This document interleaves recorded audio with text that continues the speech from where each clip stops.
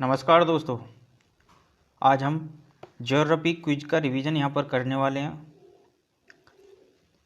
तो इस सेशन से आपको हर एग्ज़ाम में, चाहे वो रेलवे हो, एसएससी हो, कोई भी एग्ज़ाम हो स्टेट और सेंट्रल लेवल का, उसमें आपको इस सेशन से आपको 2 या 3 नंबर के क्वेश्चन आपको मिलने वाले हैं।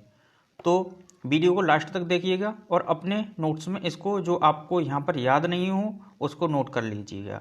तो चलिए स्टार्ट करते हैं। विश्व की सबसे ऊंची चोटी, जो विश्व की सबसे ऊंची चोटी है, विश्व की सबसे ऊंची चोटी एवरेस्ट, क्या नाम है? एवरेस्ट। ये किस देश में स्थित है? तो ये है नेपाल में स्थित। अब इसको नेपाल में इसको सागर माथा कहा जाता है। इसकी ऊंचाई जो है वो है 8,848.86। ये जो 86 मीटर है, ये अभी फ़िलहाल में ही चाइना और नेपाल द्वारा रिसर्च किया गया था, सर्वे किया गया था। तो इसमें जो एवरेस्ट की ऊंचाई है वो 86 सेंटीमीटर बढ़ी हुई प्रतीत हुई है। तो इसीलिए पहले इसकी ऊंचाई 8,848 मीटर थी, अब इसकी ऊंचाई 8,848.6 मीटर यहाँ पर इसकी ऊंचाई हो जाती है। तो क्वेश्चन पूछा जाता है विश्व की सबसे ऊंची चोटी कौन सी है? एवरेस्ट। तो एक क्वेश्चन तो यहाँ पर बन गया। अब ये किस देश में है? नेपाल में। तीसरा आता है कि इसकी ऊंचाई क्या है? तो इसकी ऊंचाई है 8,848.86 मीटर। ठीक है। अब नेक्स्ट जो करंट का क्वेश्चन पूछा जाएगा वो ये पूछा जाएगा, नेपाल और चाइना ने जो सर्वे किया है तो एवरेस्ट की ऊंचाई कितनी बड़ी हुई पाई गई है? तो 86 सेंटीमीटर। सेंटीमीटर ध्यान रखना, मीटर में दे सकता है। तो 86 सेंटीमीटर यहाँ पर जो एवरेस्ट की ऊंचाई है वो बड़ी हुई ज्ञात की गई है।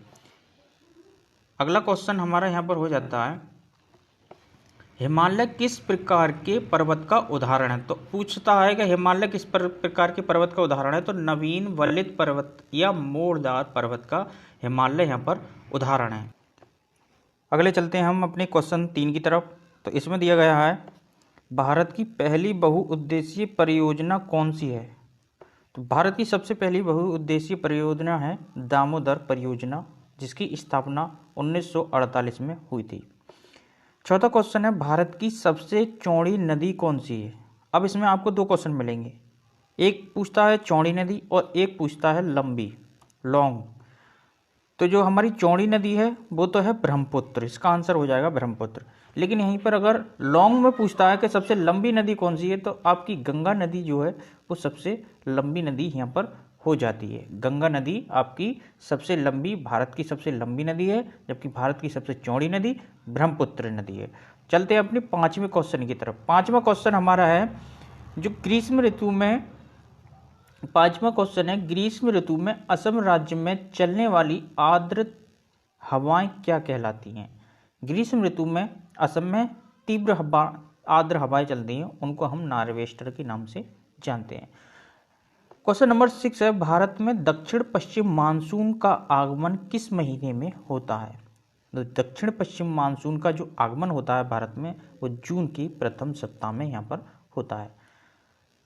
7 नंबर क्वेश्चन है, वृद्ध गंगा या दक्षिण की गंगा, वृद्ध गंगा या दक्षिण की गंगा के नाम से किस नदी को जाना जाता है? तो गोदावरी को हम वृद्ध गंगा या दक्षिण की गंगा के नाम से यहाँ पर जानते हैं।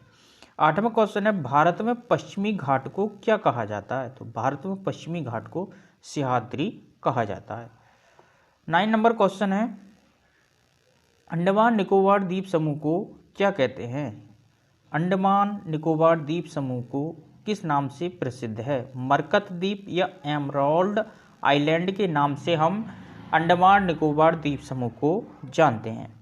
भारत की सबसे बड़ी जनजाति के बारे में पूछता है, तो भारत की सबसे बड़ी जनजाति गोंड जनजाति है। क्वेश्चन नंबर 11 की तरफ चलते हैं। क्वेश्चन नंबर 11 है, अरावली पर्वतमाला की सर्वोच्च चोटी, अरावली पर्वतमाला जो राजस्थान में है, ये इसकी सबसे ऊंची चोटी के बारे में पूछता है। तो गुरु शिखर इसकी सबसे ऊंची चोटी है जिसकी ऊंचाई 1722 मीटर है। ये माउंट आबू में स्थित है। तो यहाँ पर कितने क्वेश्चन हो गए। सबसे पहला, अरावली पर्वतमाला कहाँ पर पड़ती है, राजस्थान में पड़ती है। ठीक है, पूछता है इसकी सबसे ऊंची चोटी, तो गुरु शिखर इसकी सबसे ऊंची चोटी है। और ये गुरु शिखर किस चोटी पर है, ये है माउंट आबू में स्थित है। ये गुरु शिखर जो सबसे अरावली की सबसे ऊंची चोटी है, ये माउंट आबू में स्थित है। और इसकी ऊंचाई के बारे में पूछता है तो 1722 मीटर यहाँ पर हो जाती है। तो आपको 4-5 क्वेश्चन अरावली पर्वतमाला से पूछा जाता है, कहाँ पर, राजस्थान में पड़ता है। और इसकी सबसे ऊंची चोटी गुरु शिखर हो जाती है। और ये कहाँ पर स्थित है, माउंट आबू में स्थित है। इसकी ऊंचाई पूछता है तो 1722 मीटर यहाँ पर गुरु शिखर की ऊंचाई हो जाती है। तो आपको इसको नोट करना है। अगला क्वेश्चन, माउंट एवरेस्ट को चीन में क्या कहा जाता है। मैंने आपको बताया था माउंट एवरेस्ट को नेपाल में सागरमाथा के नाम से जानते हैं, जबकि चाइना में इसको क्योमोलोंग के नाम से जाना जाता है। 13 नंबर क्वेश्चन की तरफ चलते हैं हम। तो नर्मदा नदी सबसे अधिक किस राज्य में बहती है। नर्मदा जो अमरकंटक की पहाड़ी से निकलती है, आपको मैं बता देता हूँ जानकारी के लिए।